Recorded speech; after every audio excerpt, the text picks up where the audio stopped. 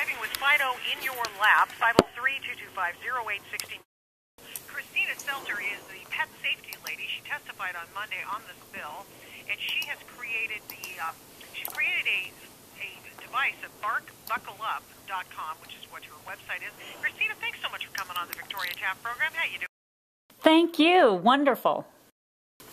Great. Now, I suppose that you're in favor of Fido being buckled up. I mean, that's the kind of business you're in. And so, therefore, you obviously have an interest in this. There was something that got you into this business, and you're a pet safety person, right? I am. Actually, they refer to me as pet safety lady with the different agencies like NHTSA, Department of Transportation, and Police and Fire, because that's actually why we promote pet safety in and around vehicles, is for our first responders. It's for our first responders. So talk to me about what that means in relation to this bill. Well, basically, it's first responder, police or fire, whoever gets there when you've had an accident. It's their job to get the human occupants to safety. Now, if they're delayed or they get injured because a pet's scared or bites them or it's injured, now they can't get to you or your children, which hopefully you're buckled up. So a loose pet in the car or a pet on your lap, big no-no. That airbag, the windshield, becoming a projectile, it's all a big mess for the first responders to clean up. And their job is to get to you and to your passengers, your children, your friends who are in the vehicle as quickly as possible. And these delays are a big problem for them. And that happens what percentage of the time do you think? Oh, my goodness. Well, traveling with your pet, of course, has increased in huge numbers. From 2005 to 7, the hotel industry put out this big promotion where they were starting to allow pets in the hotels, and they were promoting it as we're pet friendly, a nice PR move. But then how are people getting to the hotels? Now, over the past 2 years, I've been working with TSA recently, and more airlines announced over the past 2 years that they were pet friendly. So now you've got 300% increase in the hotel industry and more than 300% in the airline industry. How do you get to the hotel? How do you get to the airline? You're driving a car. So how are you doing it? Most people, A to B to C, they're not doing it safely, and it puts all of our police and fire at risk at an accident. Yeah. Well, and that's your issue, police and fire, and then you would prefer that they be buckled up or just not be in the vehicle at all?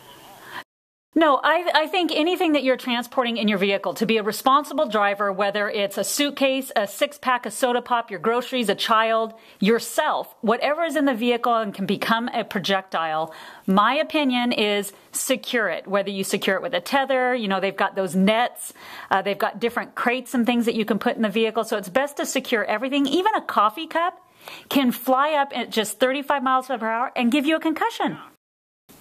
Yeah, I know, absolutely. That's why I've always set them down ensconced in the cup holder or something.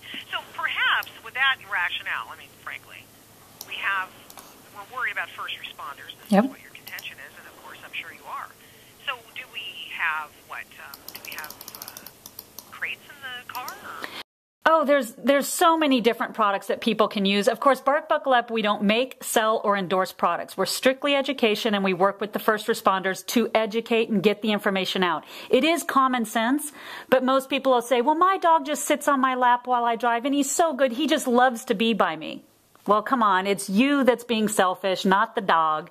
The dog wants to be safe and doesn't want his face going through the windshield, or that airbag goes off at about 300 miles per hour. Faster than you can blink. You can imagine what a little 5-pound dog would look like after that airbag hits him into your chest. What other things do you find that are distracting the drivers in cars? Because we're making a list. Well, of course, my specialty as pet safety lady is, being safe in a vehicle. Driver distraction. Now let's just take that one. Driver distraction. Whether you're smoking, eating, shaving, reading, looking at yourself in the mirror, putting on makeup. We've had people report to us that a lady was putting on eyeliner, rear-ended the car in front of her, and that eyeliner pencil, now mind you, she didn't go blind, but went all the way through her eye. Now, why even risk it? And there was actually an accident very recently, just in February in Portland, Oregon. A woman driving got distracted by her pet, looked away for maybe a second, and she rode over a cyclist. Now, he didn't die, so, okay, that's good news. But come on, driver distraction, no matter what you're doing. Well, I was just kind of wondering, should we, I playing devil's advocate here, as long as we're making a list of things that are distracting, what about bicyclists? Should we get rid of them too? Absolutely not. And actually, most of the bicyclists I see on the road are extremely safe. They're wearing reflective gear. They're wearing their helmets. They are actually really following all of the safety messages that are for bicyclists, just like motorcycles. Listen, we have to go, but I appreciate you coming on. I thank you very much for spending your time. She is the pet safety lady. She testified Monday on the issue of dogs riding in cars on laps, and so thank you so much. I appreciate you coming on.